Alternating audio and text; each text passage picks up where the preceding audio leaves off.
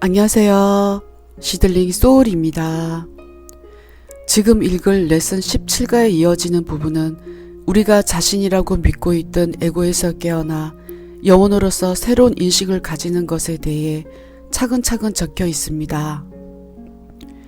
이 글을 쓰는 저 자신도 저의 성격이나 저만의 개성이 저 자신이라고 믿고 있었고, 그것에 대해 지금 역시도 이 생각에 변함이 없습니다. 우리가 지구로 진동을 낮춘 채 하강하기 전 큰 목적을 가지고 내려왔을 테지만, 내 부모와 여러 간섭의 에너지 덩어리에 눌려 내가 신성한 영혼이라는 것을 잊어버렸다는 내용에 사뭇 이해가 가기도 합니다. 즉, 태어나기 전부터 이미 이 3차원의 세계에 어느 정도 잠식된 채 또한 그것이 진정한 나인 줄 알고 있었다는 것입니다.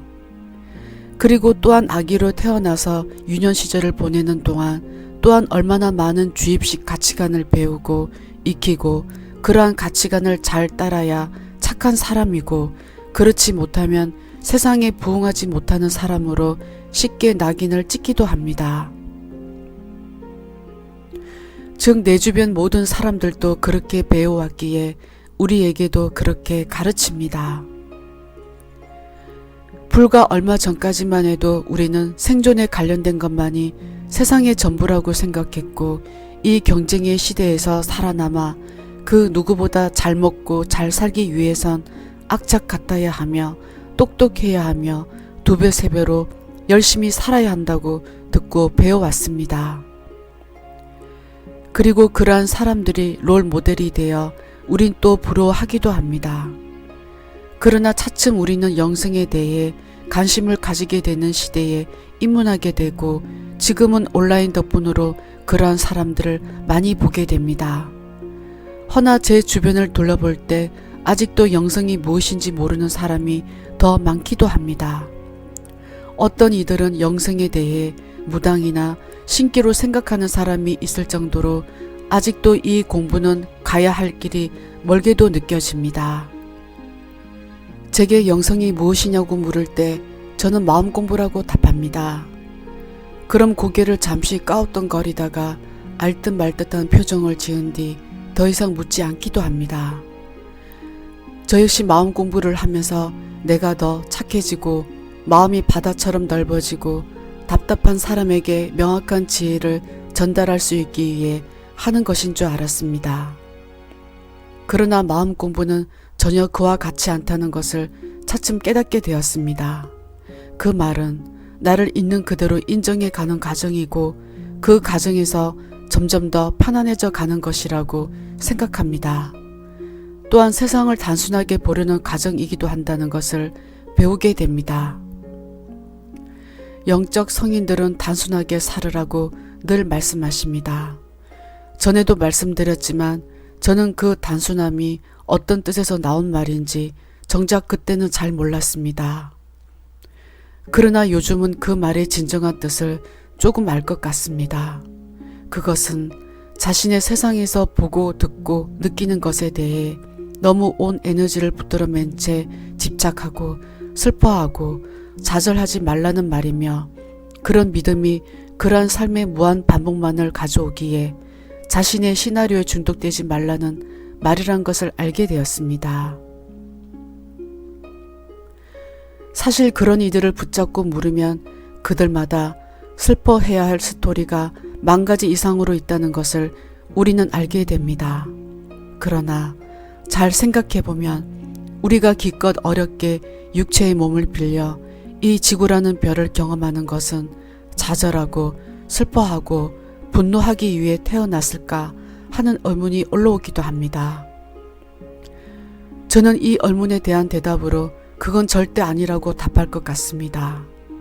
옛날 어른들이 입버릇처럼 이승은 소풍 온 것이야 라는 말이 정말 맞다는 생각이 듭니다.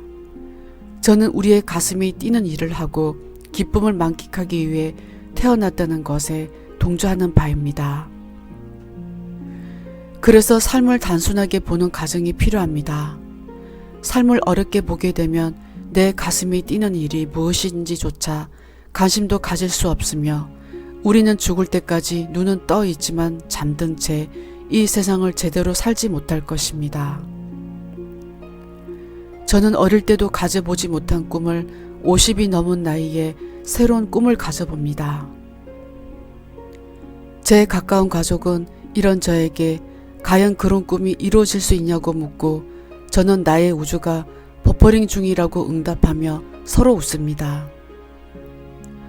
저는 평생 아주 부정적인 사람이었습니다.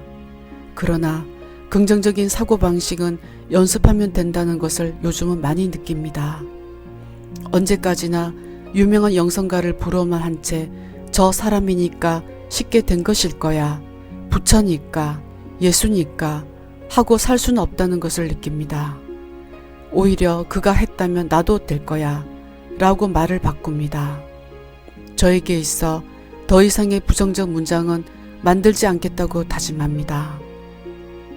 내가 나의 우주를 믿을 때 우주도 나를 믿어줄 것입니다. 그러니 여러분들도 자신의 우주를 믿고 자신의 삶을 오케이 하시길 바랍니다.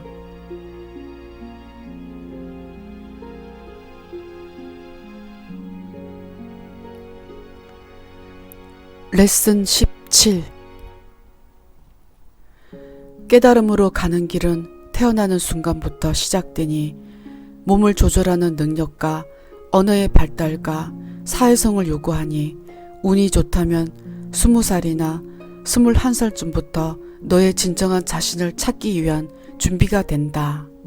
10살, 12살, 14살 또는 17살 되는 아이가 이 시대에 살면서 그의 가족과 문화와 부모와 별개의 자각심을 가지는 것은 아주 드문 일이다.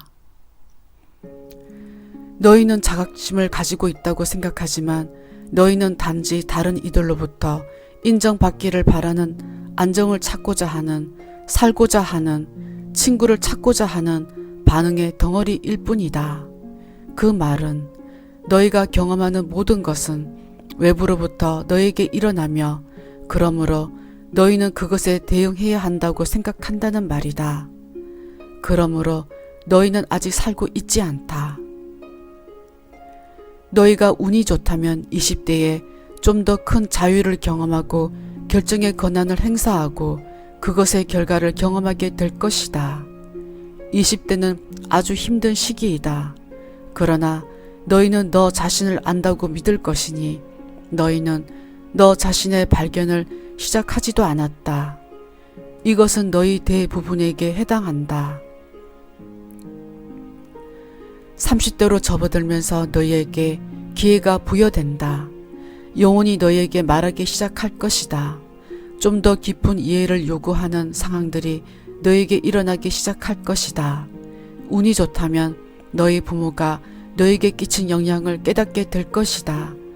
흔히 이것은 반항의 시기이다. 내적으로 너희는 좀 더 확실히 개성을 찾을 것이다. 30대의 너희는 좀 더 진지하게 영적인 탐구에 들어가게 된다. 30대 초반부터 약간의 직감을 가질 수도 있다. 이것은 확정된 법칙이 아니지만 거의 대부분은 30대 중에 진정한 영적 탐구를 갈망하게 될 것이다. 만약 너의 에고 의식이 성공적이었다면 그 말은 너희가 생존의 길을 잘 찾았다는 말이니 너희는 이 강란의 세상에서 같이 살아갈 다른 개성들을 창조하였다는 말이다. 너에게 큰 재난이나 상처가 없이 자랐다면, 너희가 큰 실패를 경험하지 않았다면 너희는 독선적인 생각으로 40대로 접어들 것이니 너희가 모든 것을 다 해결할 수 있다고 생각할 것이다. 너희는 가장 기본적인 질문을 피할 방법을 발견하였을 수도 있다. 그 질문은 나의 목적이 무엇인가? 내가 이 행성으로 온 까닭이 무엇인가? 나는 이 현실의 나보다 훨씬 나아. 나는 신성한 영혼이야. 나는 이 물질의 세계 이상의 것이 있다는 것을 알아. 너희가 이 세상에 완전히 정신을 빼앗겼다면 이런 질문들이 떠오르지 않을 것이다. 에고의 의식은 단지 육체의 마음에 불과하며 그것은 단지 너희를 이 물질의 세상에 묶어 놓는 데만 쓰여진다. 그것은 살려는 열망과 안전을 추구하는 열망으로부터 에너지를 얻는다. 그것은 너의 환경 속에 질서를 만드니 그것은 그 질서가 이 물질의 생명을 유지해 나가는 것을 가능하게 하기 때문이다. 인생을 시작할 때부터 너희는 그 애고의 마음을 너 자신으로 받아들이고 그것으로부터 너 자신만의 개성과 관념을 얻게 된다. 너희가 알고 있는 이 세상은 그 애고의 개성 속에서 하나가 되기 시작한다. 육체는 애고의 집이며 두뇌의 형체와 육체의 마음은 단지 원리와 개성이 잘 정리되어 있는 곳이라고 보면 되니 그것의 기능이 무엇인가? 그것은 단지 육체를 작동하는데 쓰일 뿐이다. 너 자신을 잊어버리는 것은 너를 육체의 마음속에 떠다니고 있는 그 어떤 관념이나 믿음과 연관시켰을 때 일어나는 현상이다. 그렇게 하였을 때 너희는 너의 영혼을 잊어버린다. 너희가 신이라는 것을 잊어버린다. 너희는 단지 너 자신을 미국인으로 보거나 흑인으로 보거나 백인으로 보거나 소년으로 보거나 소녀로 보거나 어떤 스포츠 팀의 팬으로 보거나 아이스크림을 좋아하는 그 자신으로 보게 된다. 그리하여 너희는 원칙이나 법칙을 세우기 시작하니 그것은 엄마의 자궁 속에서부터 배운 사회의 원리와 너의 문화 속에서 교육받고 조정된 생각의 결과물이다. 애고의 의식은 생명이 수정되는 그 순간의 충격으로 시작되니 그 충격이 너희를 그것에 집착하게 만들며 육체로서 다른 이들과 얽히고 설키는 관계에 접어들게 된다. 이것은 너의 시각의 관념과 이해를 흐리게 하기 시작한다. 그리고 이 세상 속에 너희가 하나의 개성을 지니게 한다. 너희가 성장하고 크면서 살아남기 위하여 너희가 경험했던 모든 것이 너를 어떤 인격으로 색칠하게 된다. 너희는 너 주위의 사람들에 의해 변화되고 만들어지게 된다. 너는 내가 생각을 한다고 착각하지만 그 생각들은 외부에서 영향을 받아 너의 기억 속에 저장된 것들을 그대로 반복하는 것에 불과하다. 너희가 얽혀있는 그 특별한 부모와 사회와의 관계는 너 개인 하나하나에 맞는 공감에 의해 결정되니 그것을 흔히 카르마라고 부르기도 한다. 카르마는 연못에 돌멩이를 던져 넣었을 때 물결을 일으키는 것처럼 너의 행동이 다른 이에게 영향을 끼친 만큼 돌려받는다고 보면 된다. 너희가 계속하여 똑같은 돌멩이를 던져 넣으면 똑같은 물결을 끊임없이 일으키게 될 것이다.